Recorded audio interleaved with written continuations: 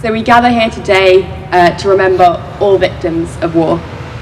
Victims from all wars, past and present, all sides of wars and conflicts, all nationalities, civilians and those on the front lines or fighting, people who were killed, people who were imprisoned, communities who have been torn apart and are continued to be torn apart. We remember everyone affected by conflict. And we also gather to show our commitment to peace and challenging attempts to glamorize or celebrate war.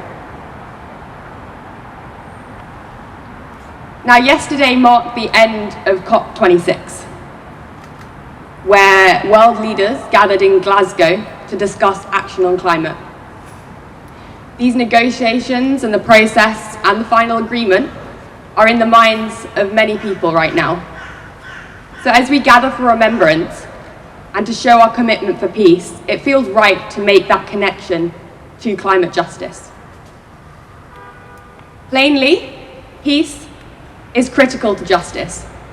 Without peace, we cannot achieve climate justice or create a sustainable, safe world for everyone to live in. Climate change fuels the fans of war and injustice.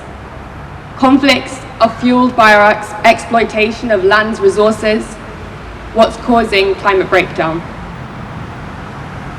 Climate change is what we call a threat multiplier, which means that it's exacerbating inequalities and injustices within our society, including people who are affected by peace and conflict.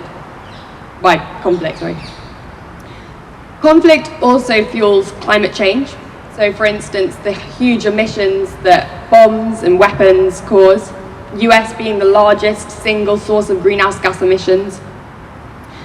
And they also destroy our lands and communities, making them less resilient.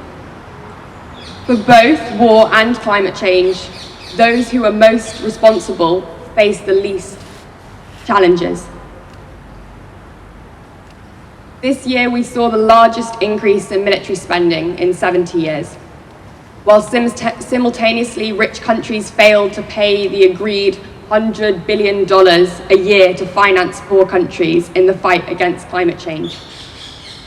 And putting aside the fact that many countries' emission targets are nowhere near enough, military emissions are excluded from these targets, removing any scrutiny and responsibility.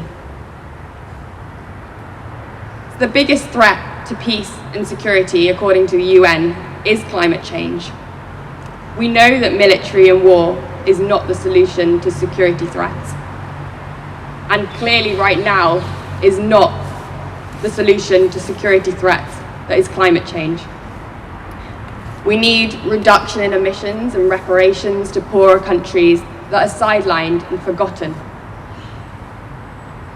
So as we gather here today, maybe make that link in your mind as well.